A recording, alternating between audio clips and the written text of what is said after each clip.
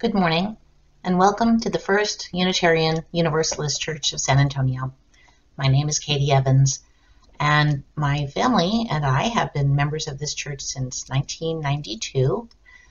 We were drawn here as a place to have our children learn good moral lessons from a variety of faith traditions, and I continue to admire all the work that the church does with regard to social justice, which I try to be a part of, either physically or monetarily or both. Our weekly worship is where we connect, share information and inspiration. To begin, let's acknowledge the geographical place where we are currently located, the home and traditional lands of the Tagua and Payaya people of the Coahuiltecan Band, the original and indigenous stewards of this land, now called San Antonio, Texas, claimed as part of the United States of America. At our church, we believe and act in a universal love that binds us in mutual care and affection, especially in our work for justice for all and for our planet. Our faith is all-inclusive, and all means all. If you are new to us or visiting for the first time today, we welcome you to sign in on the chat stream. We'd like to get to know you and follow up with you. Wherever you are on your life's journey, we hope you will find your place with us.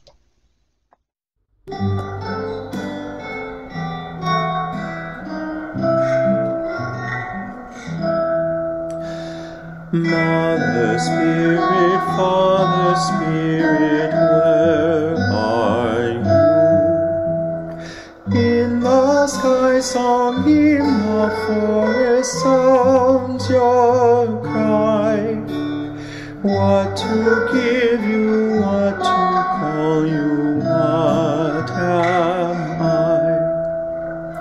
Many drops are in the ocean deep and wide. Sunlight bounces off the ripples to the sky.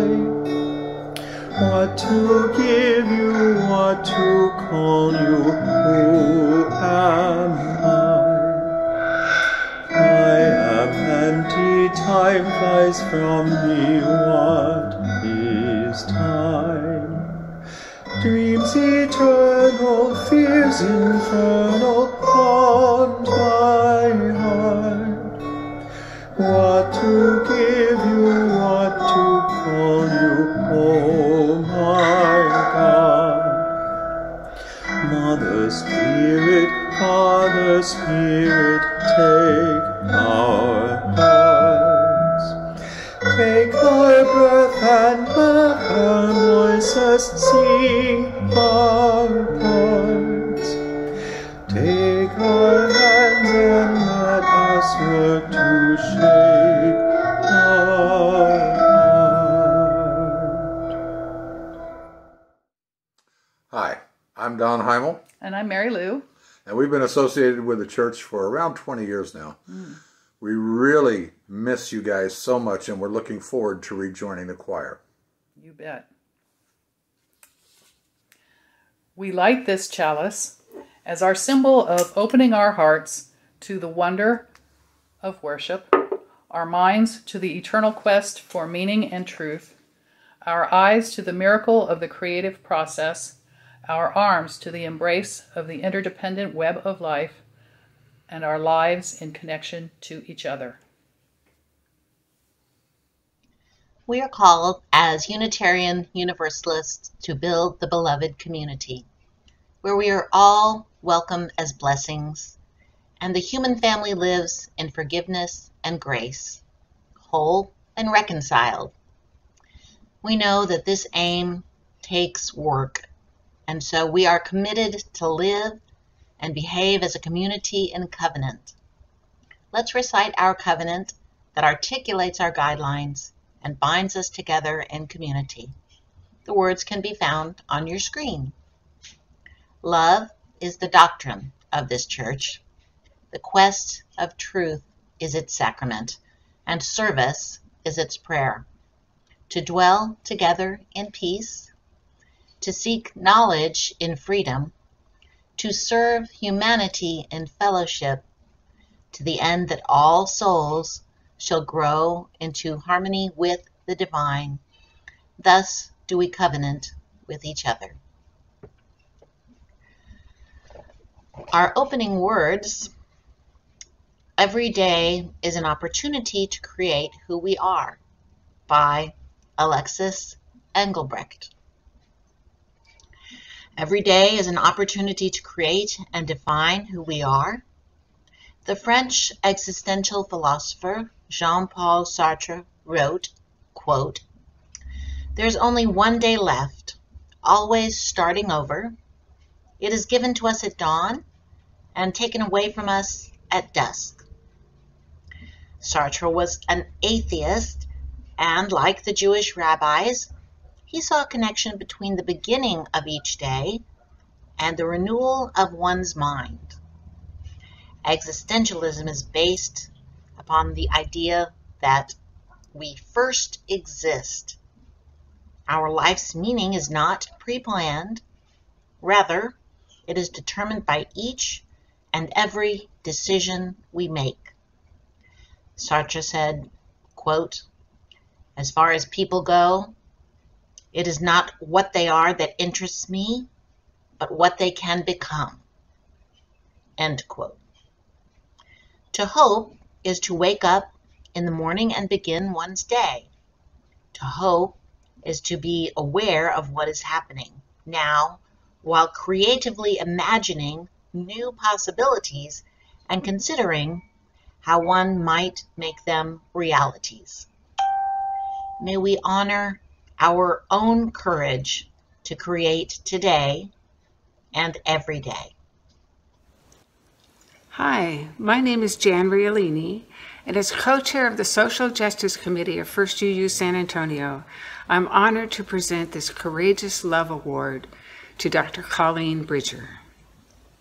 Each year, our congregation bestows these awards to recognize individuals and organizations in our community for their extraordinary service, underlying courage, and unmistakable love in action.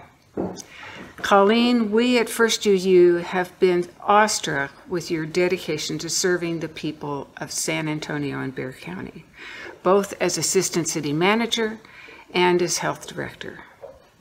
When you could have retired, you instead stayed on the job to brilliantly lead the effort to combat the coronavirus pandemic.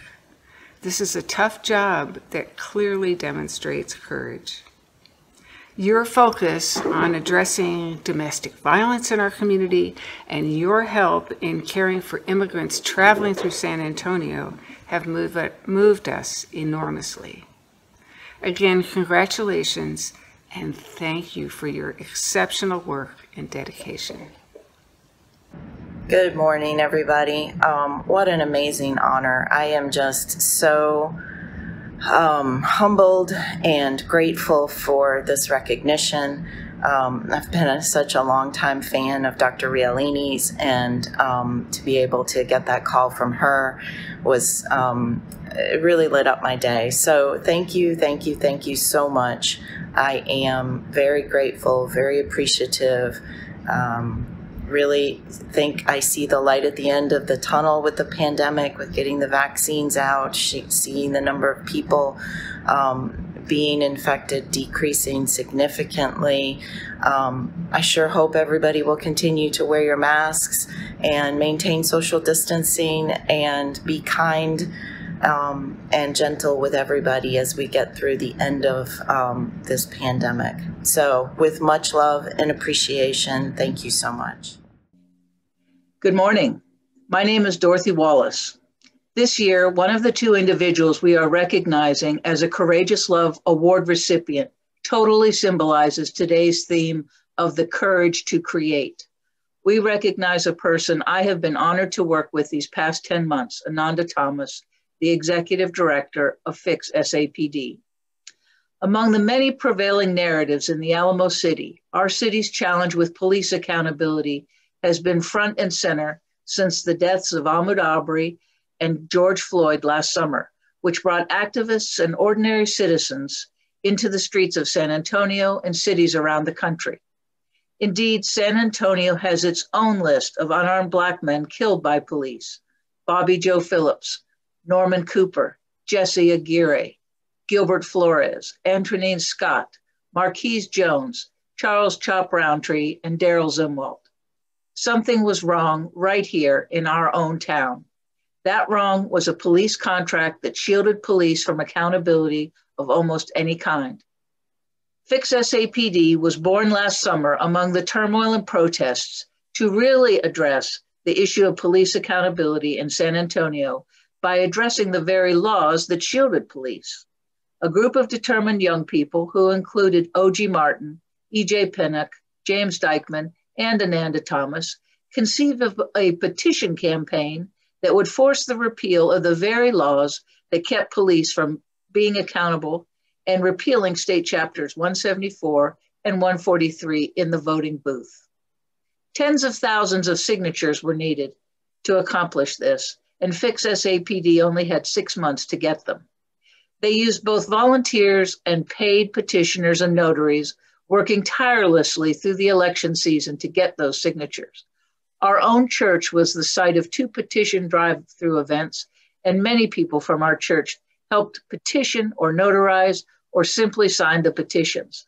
The whole effort was a great success, and the repeal of Chapter 174 will be on this May's ballot during the city's municipal election as Proposition B, which I encourage everyone to vote yes on.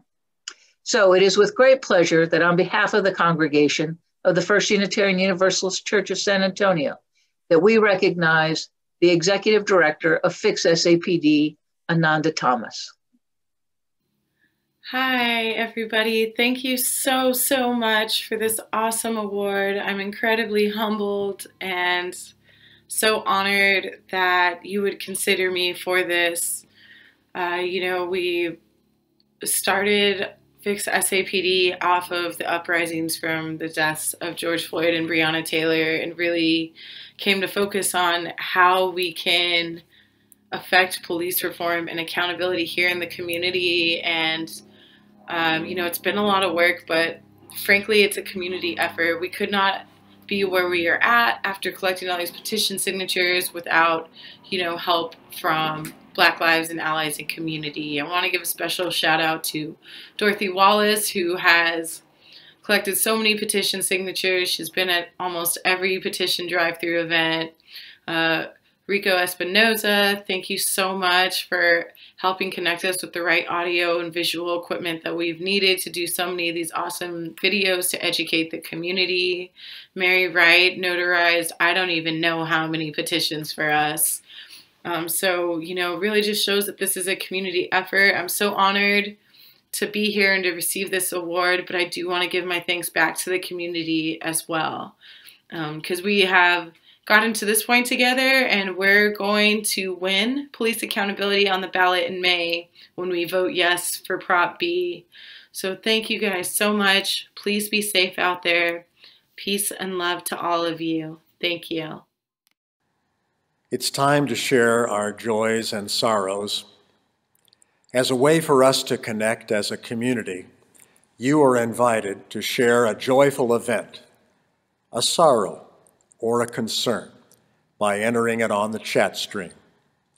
Please let us know what is in your heart, for ours is a welcoming community where we find connection, a spiritual community where our joys are amplified, a caring community where our sorrows are heard and held in compassion. Especially at this time of uncertainty, may we listen more deeply, be genuinely curious about one another, and grow more involved with and connected to each other. Let us join now in silent meditation as we write our joys and sorrows on the chat screen while Jaime plays our meditation music.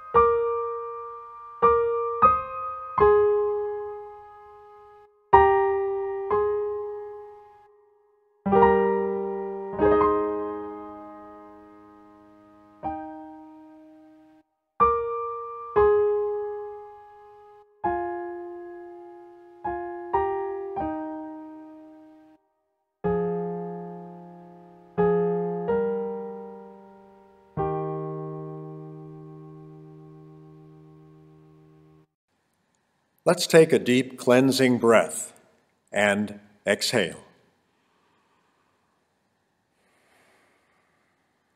For all our joys, sorrows, and concerns, may we feel a deep empathy and compassion. And for all that is unspoken, may the caring of our community offer a space of deep kindness, loving, and just action. May it be so. Good morning. Today we will hear a story about Passover. Passover is a special holiday that's coming up soon for our Jewish friends. It's a holiday when Jewish people remember a time when they escaped from slavery and found a new home.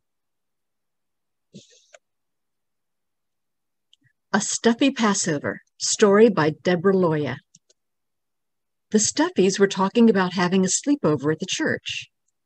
Theodore told them that they couldn't come on March 27th because that's the night they were going to their grandmother's house for Passover Seder. All the other Stuffies asked, "What is Passover? And what's a Seder?" Theodore thought it would be fun to invite their friends over for Passover Seder, so they asked their grandmother, and she was happy to have everyone over. Theodore's grandmother welcomed everyone to the Seder table. There was the Seder plate filled with the ritual foods. Everyone had grape juice from Israel, and there was even a place and cup for Elijah. Theodore asked the 4 questions on why this night is different from all other nights. Why on this night do we only eat matzah? Why on this night do we only eat bitter herbs and not other vegetables? Why on this night do we dip them twice? Why do we all recline on this night? The Passover story was told by the reading of the Haggadah, so that the Jewish people's flight from slavery in Egypt to freedom was understood by the other Stuffies. After dinner was done, the friends all got to search for the afikoman. Kermit Fred didn't find it in the oven. Snowy didn't find it behind the vase. But what's behind the pillow? Could it be? Hooray! Goose found the afikoman. He got to eat the first piece, and then he shared with all the others. Everyone then had fun sitting and listening to Grandma tell stories of Passovers from when she was a little girl bear. The end. It is now time for the offertory. The offering is a sacrament of the Free Church. It is supported by the voluntary generosity of all who join us. The offering will now be given and received in grateful appreciation of our shared hopes and values. You may make an offering on our online giving portal through the link on the screen, while we enjoy our anthem from Tavis McGeachin. It's a freestyle rap, an improvised demonstration of vulnerability and creativity. I hope you appreciate it. What's up?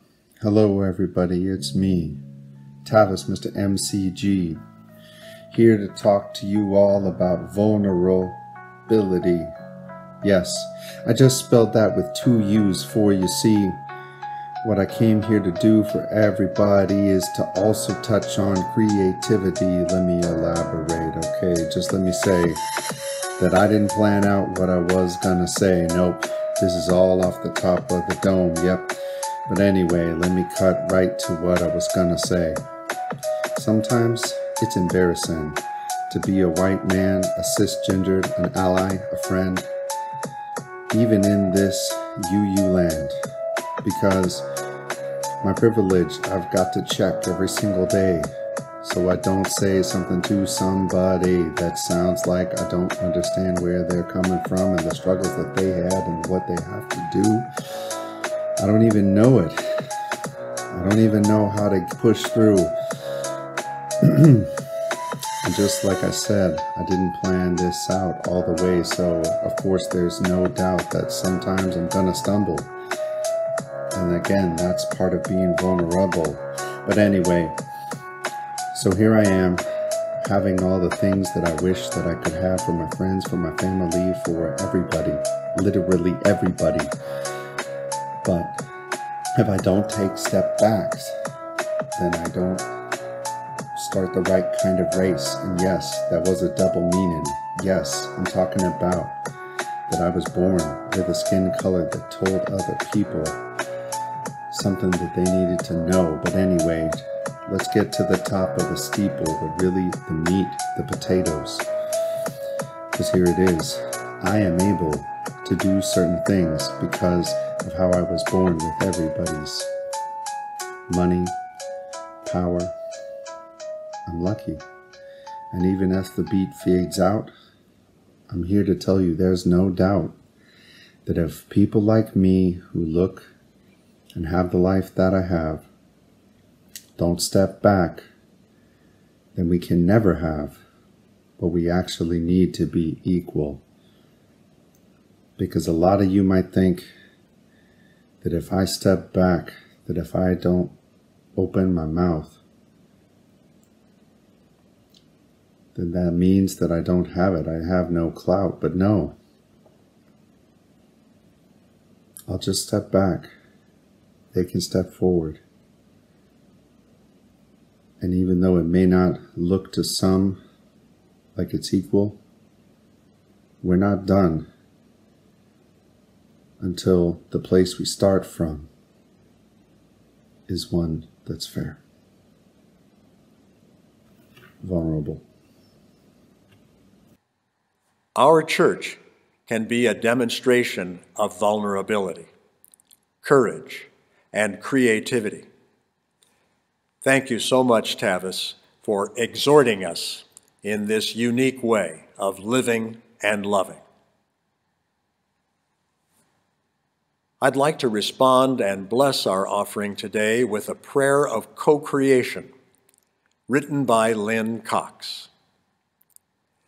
Creative Spirit, source of life and love, we give thanks for the beauty of this day and for the company of those assembled here virtually. Thank you for the breezes of change, clearing our heads and bringing fresh ideas. May they cleanse our minds of the oppressions and isms that divide us. And thank you for the flame of love and of hope and the heat of righteous anger and the warmth of compassion and the fire of commitment. May they bubble the cauldrons of our creativity and transformation. And thank you for the oceans of love, the rivers of connection, tears of relief, and pools of serenity.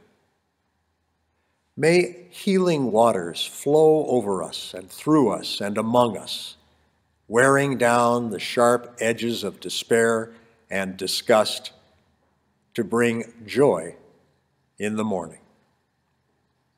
And thank you for the good earth beneath us, around us, within us.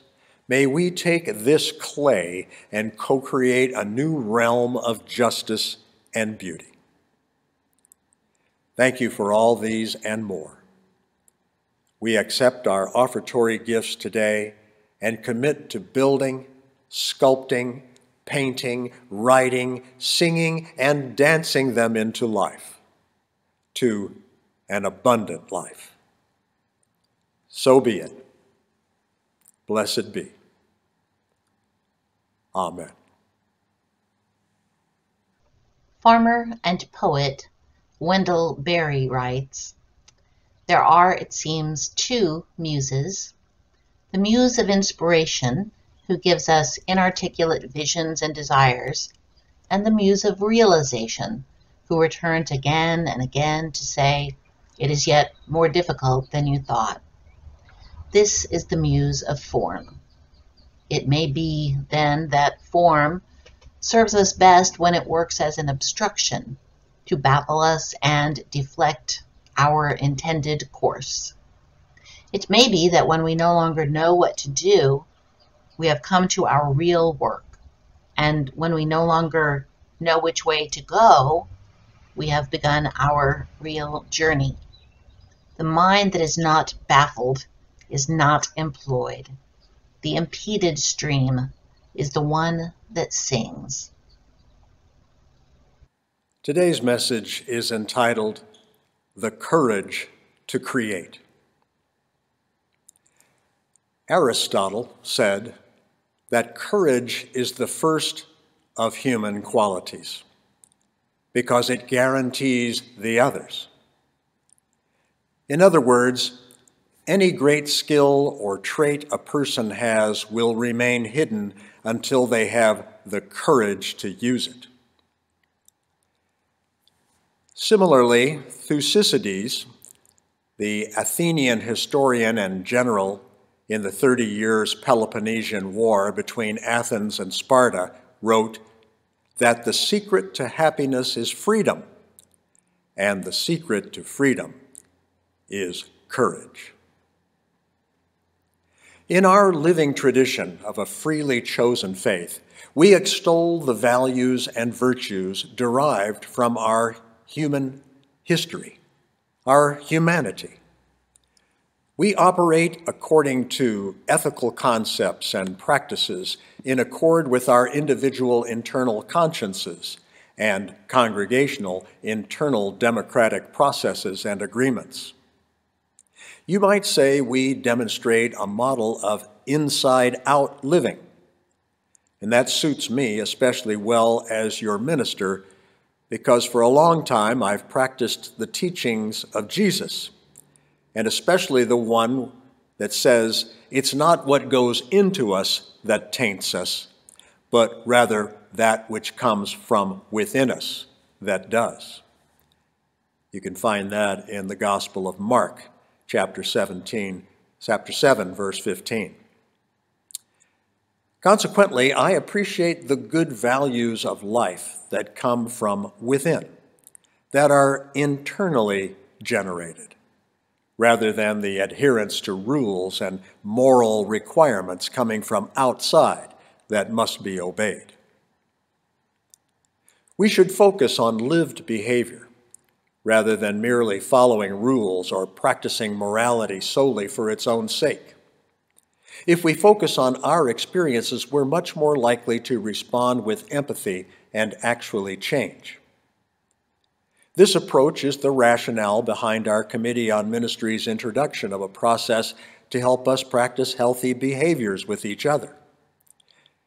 And one of the reasons why we're doing that is because there's so much unhealthiness being practiced in the divisiveness in our country, in our politics, in our world. We wish to focus on our behaviors and not on judgment, guilt, or shame. For example, if someone you know tells a lie and you call them a liar, you're focusing on the wrong thing. You're shaming them.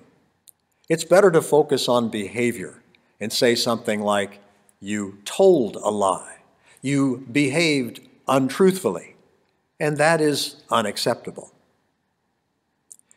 When we call ourselves or others labels such as liars or losers or idiots, it becomes a self-fulfilling prophecy. And a self-fulfilling prophecy is an expectation, positive or negative, about something or someone that can affect a person's behavior in a way that leads those expectations to become a reality, and likely will, and in turn confirm the expectations. Now, where do we go from this? It's better to affirm people, yet point out the flaws in their behavior, and to affirm and implement consequences for lying, cheating, and other unacceptable behavior. Not make a worthy person feel unworthy. Now, in shifting the focus to behavior, we are much more likely to be able to change the behavior. We can't allow ourselves and others to call names, belittle, or shame. We must focus on behavior instead. Now, shame is a focus on self. Guilt is a focus on behavior. Shame says, I am bad. Guilt says, I did something bad. Now, we all have a visceral response to the word shame. It's a universal emotion. You have it. I have it. We all have it. And it's not something we can objectively study. We're too close to it for that. And very few people want to talk about their own shame. By definition, it's a deeply painful feeling or experiencing that we're experiencing a belief that we're flawed or somehow unworthy of connection, love, and belonging. Shame is that gremlin that prevents us from trying something or from celebrating it if we do, and we succeed. It's a secret killer of innovation and creativity. The French-Cuban-American writer Anais Nin wrote, "Life shrinks or expands in proportion to one's courage." Vulnerability, which can come from acknowledging our flaws, is our most accurate measure of courage. Yet vulnerability, that is, being honest, transparent, spontaneous, and real, must have boundaries too. Being vulnerable to deepen connections with people and build trust is good. But dumping on someone and an unhealthy unburdening of oneself is not. An appropriate expression of vulnerability is curiosity and a willingness to learn from another. Note here the authentic vulnerability and creativity demonstrated by Tavis in our offertory anthem, an improvisational rap created on the fly, like Philippe Petit, who famously walked between the twin towers of the World Trade Center skyscrapers on a tightrope with no net. Tavis speaks truth to the need for privileged people to step back so that others may step forward. He calls on us to create a place where our human relations are fair. So you may wonder why I am starting out a sermon on courage by talking about shame and guilt, because often vulnerability is perceived as a weakness and we get ashamed and we get to feeling guilty about the things that we do. Whereas vulnerability, as we have already heard, is not a weakness. It's actually a strength. Innovation, creativity, and transformational change are made by a healthy vulnerability. Creativity is making something that has yet to exist. It's an act of vulnerability, like that described in this anonymously authored poem. I have no name until you name me. I have no form until you shape me. I don't exist until you make me. I am creativity. I'm waiting deep inside you. Touch my spark and let me guide you. Give me life and I'll revive you. I am creativity. Today's message is about the courage to be vulnerable and truly creative. To illustrate courage, let's remember Theodore Roosevelt's Man in the Arena speech. Open quote. It is not the critic who counts, not the man who points out how the strong man stumbles or where the doer of deeds could have done them better.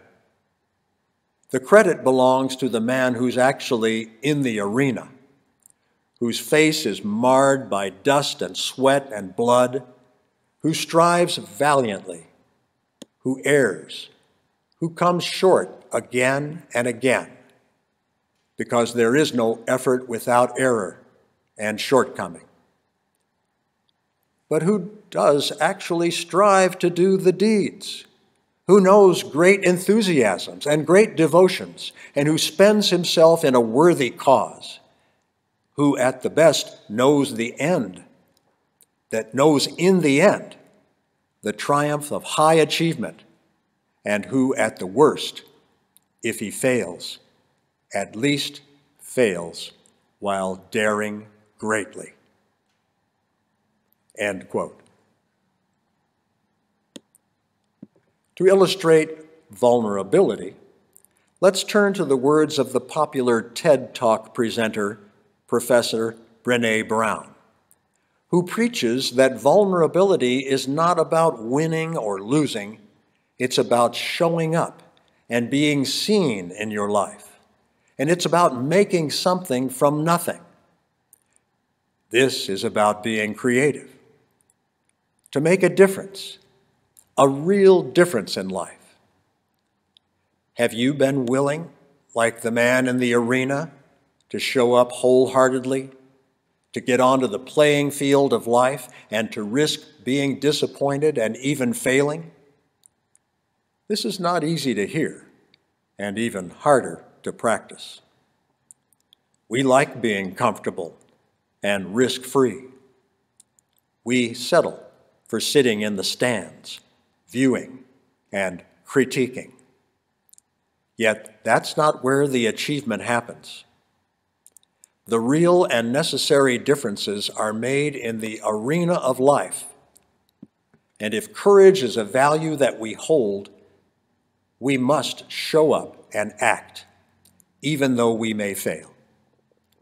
And for those of us who serve as critics, and we need to use our critical thinking, the price of truly serving as a critic of systems is that you must be willing to risk as much as the person in the arena. T.S. Eliot wrote, "Only those who will risk going too far can possibly find out how far one can go." Amen. So who are we? What is our First Unitarian Universalist Church of San Antonio about? As we honor the recipients of our Courageous Love Awards today, I ask you to consider what it means to become more yourselves. It is with courage and vulnerability we can create. It's our responsibility to make this world a new creation. How are you willing to become vulnerable and courageous and creative? Finally, to illustrate creativity born of courage and vulnerability, Charles and Virginia Bowden are on Zoom with me to announce their major gift to our church. You see, Dorothy Wallace, I, and other leaders have been having conversations with the Bowdens for some time regarding a vision to grow and expand our church.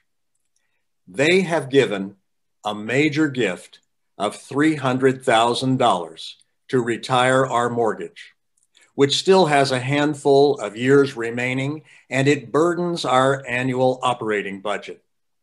The annual amount that will be freed in our budget will help grow and expand our church in targeted ways, like expanding our professional staff, developing programs, and updating facilities. As you know, we're in the midst of our current annual congregation-wide pledge drive that is designed to replenish our operating expenses. Theirs is indeed an extraordinary gift that will serve as an incentive to amplify our efforts beyond our annual budget. And we are deeply grateful to the Bowdens, and I invite them to share with us their motivation and purpose. Charles and Virginia?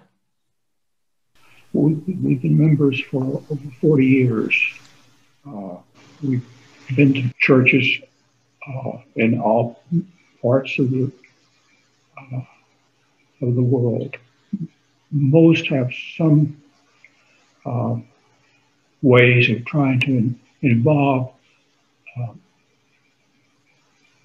those members who have the financial capability, and the tail end years of our lives, it's a great satisfaction, and we hope benefits that will follow the application of this over time. And it's easy for us to say this, but it's also easy to do it because there's no one who really is opposing this. It's just how to make sure that it gets to the church on time. That's what we're helping to do. Get to the church a little better on time. Thank you, Charles and Virginia. Virginia, would you like to add anything? No, I'm very enthusiastic that we're able to do this and that we're able to easily do this too. So, your gift is timely, as you've said, Charles and Virginia. You've been significant professional leaders in our community with the UT Health Science Center and University of Texas and our church, and we recognize your courage and creativity to improve this community that, of course, we as First UU Church plan to influence as a religious and justice-making congregation. We are blessed, and we're committed to live as blessings for others throughout our city and our wider community. Thank you so much for your courage to create, Virginia and Charles Bowden. The Bowdens are a good reflection of how giving feels good.